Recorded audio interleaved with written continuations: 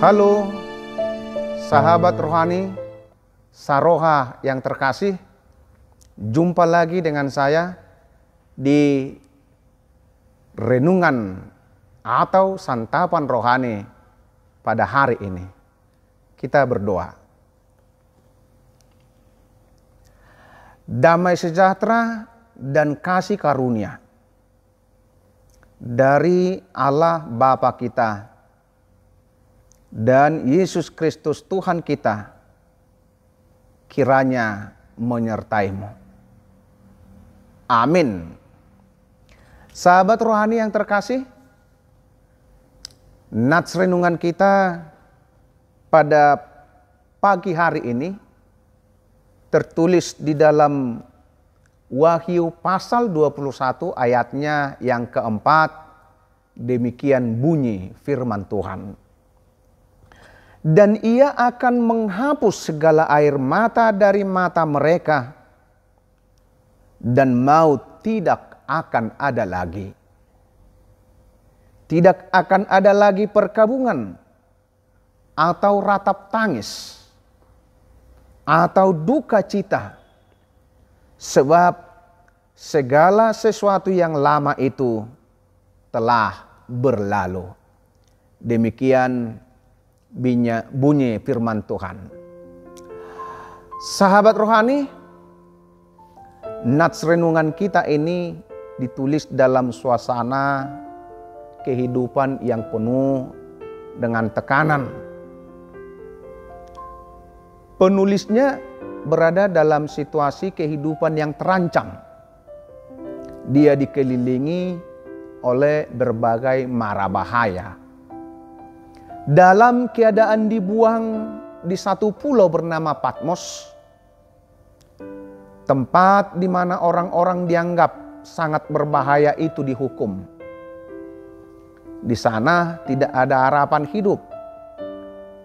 Di sana orang hanya menanti-nantikan kematiannya saja saat terakhir kehidupannya. Karena Pulau Patmos adalah pulau yang dipenuhi oleh bibit-bibit penyakit yang mematikan. Hampir tidak ada orang yang dapat selamat dari sana. Dan nats ini juga ditujukan kepada jemaat Kristen yang sedang berada dalam suasana tertekan.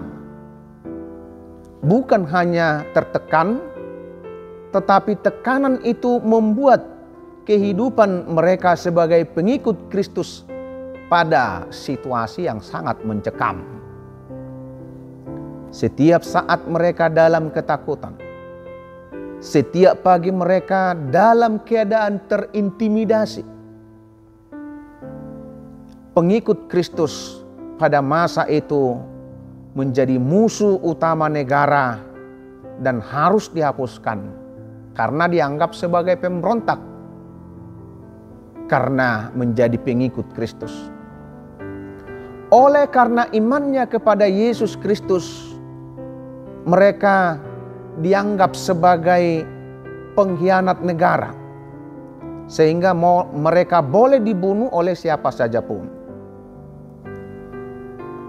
Ada banyak juga yang terbunuh karena bertahan dalam imannya pada Yesus Kristus. Tetapi sayangnya ada sangat banyak juga yang harus berpaling dari Yesus, harus murtad, menyangkal Yesus karena tidak tahan dengan intimidasi, tekanan, dan teror yang mereka hadapi sebagai pengikut Kristus. Bagi pengikut Kristus yang tetap kokoh dan setia, hal itu menjadikan mereka menjadi orang-orang yang tahan uji. Mereka dengan keteguhan iman mampu mengalahkan bara api yang membakar tubuhnya. Mampu mengalahkan tajamnya sayatan dan tikaman pisau dan pedang. Bagi orang-orang yang beriman ini, tidak mengapa nyawa melayang. jiwa terpisah dari raga, asal jangan mereka terpisah dari imannya kepada Yesus Kristus. Yesus tetap menjadi pegangan hidup, walaupun kematian sudah menjadi ancaman secara jasmani. Seorang bapak gereja, yakni Yohanes, yang merupakan penulis kitab Wahyu ini sendiri, dia mampu dan kuat dalam menghadapi maut dan kekejaman Pulau Patmos. Justru dari tempat berbahaya itu, dia menjadi berkat bagi banyak jemaat hingga saat ini di seluruh dunia. Dari sana dia mampu memberikan peneguhan. Dari sana dia mampu memberikan penghiburan. Dari sana dia mampu memberikan pengharapan kepada seluruh jemaat yang ada pada saat itu. Dan kitab Wahyu ini juga menjadi pedoman yang sangat penting, ajaran yang sangat penting bagi kita pada zaman ini, terlebih-lebih bagi mereka yang mengalami berbagai macam rintangan, berbagai macam penderitaan, berbagai macam kesulitan, persoalan hidup yang dia hadapi. Kitab ini menjadi berkat, menjadi peneguhan, menjadi penghiburan, dan pemberi harapan.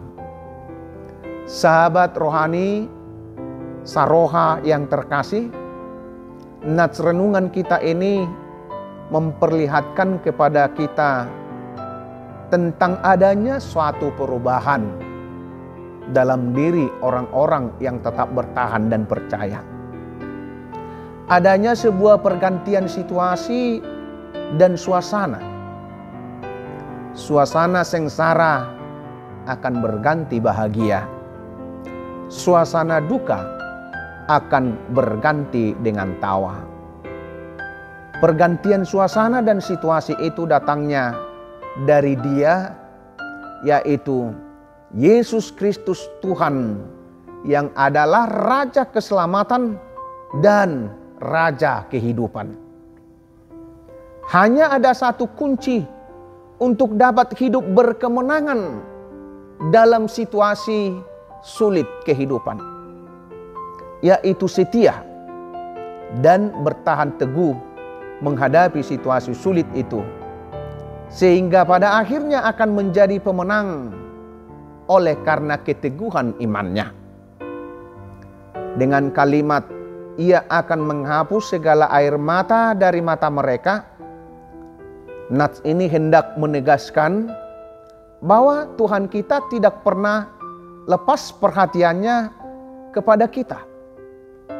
Tuhan kita itu selalu memelihara dan merawat kita umatnya dengan sangat setia. Ketika saatnya tiba, Tuhan akan bertindak untuk kebaikan seluruh umatnya. Maka tetaplah bertahan dalam iman, menghadapi pergumulan dan ujian hidup ini, karena Tuhan pasti memberikan kemampuan bagi kita untuk keluar dari sana, serta kita memenangkan pertarungan hidup kita. Hanya orang yang bertahan, hanya orang yang setia dalam bimbingan Tuhan, hanya orang yang bekerja keras yang akan memetik buah dari jerih payahnya, dan dia berhak menikmatinya ketika masanya sudah tiba.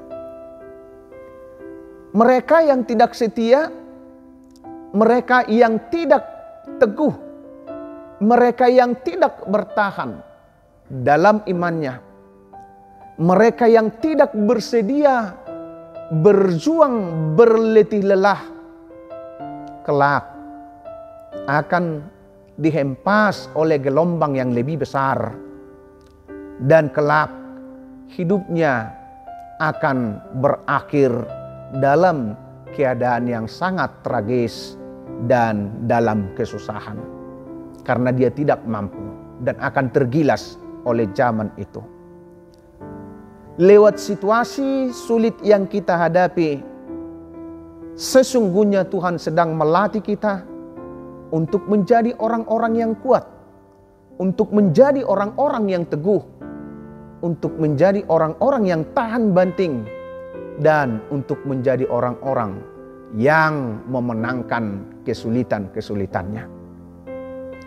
Sahabat Saroha, dalam nama Tuhan kita Yesus Kristus, akhir-akhir ini santer satu istilah yang disebut dengan strawberry generation. Menggambarkan banyaknya generasi seperti buah stroberi. Saudara tahu, buah stroberi itu dari luarnya memang tampak sangat indah, manis, eksotik, menarik, elegan. Itu dari pandangan luarnya saja. Tetapi di dalamnya ternyata sangat tidak jelas. Dia tidak asin, tidak manis, dan tidak pula asam. Lagi pula buah stroberi, walaupun dia terlihat kokoh dan indah, terlihat sangat kuat, tetapi sesungguhnya sangat rapuh. Didekan sedikit, dia akan lumer, akan lonyot, akan benyek-benyek. Tidak tahan menghadapi tekanan barang sedikit saja pun. Bukankah pada zaman ini kita sedang berada dalam ancaman suasana strawberry generation ini? Ada banyak generasi muda kita yang dimanjakan dengan berbagai-bagai kemudahan yang dia peroleh, diperlengkapi dengan segala fasilitas, tetapi kita lupa memperlengkapi kehidupan berimannya. Sehingga sedikit saja masalah menekan mereka menjadi sangat rapuh, manja, tidak dapat bertahan dalam situasi yang sangat sulit. Pada akhir-akhir ini juga banyak jemaat Kristen yang terjebak dalam suatu pola hidup biar sengsara asal gaya, biar merana asal penampilan tetap mewah. Banyak dari antara kita yang lupa kodrat. Lupa kodrat sebagai opung doli dan opung boru. Lupa kodrat sebagai among dan inong. Lupa kodrat sebagai anak dan sebagai buruh. Lupa kodrat sebagai seorang laki-laki. Lupa kodrat sebagai seorang perempuan. Lupa kodrat sebagai seorang suami. Lupa kodrat sebagai seorang istri. Kita melupakan banyak hal. Ini terjadi karena kita tidak dapat bertahan. Ini terjadi karena kita tidak memiliki lagi nilai-nilai iman yang sesungguhnya terhadap Kristus, sehingga kita dilibas dan digempur dan terseret oleh nilai-nilai liberalisme yang sedang mengemuka pada saat ini. Sahabat rohani yang terkasih, mari tetaplah kita menjadi generasi yang bernilai iman tinggi. Tetaplah kita menjadi generasi yang tangguh seperti Tuhan Yesus Kristus.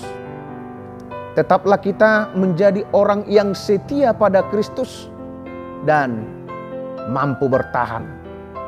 Karena pada akhirnya kemampuan bertahan kita itu, kesetiaan kita itu akan membuat kita lebih kuat dan tahan uji, sehingga kita akan memenangkan segala bentuk kesulitan-kesulitan dan pertarungan-pertarungan kita. Tuhan Yesus memberkati. Amin.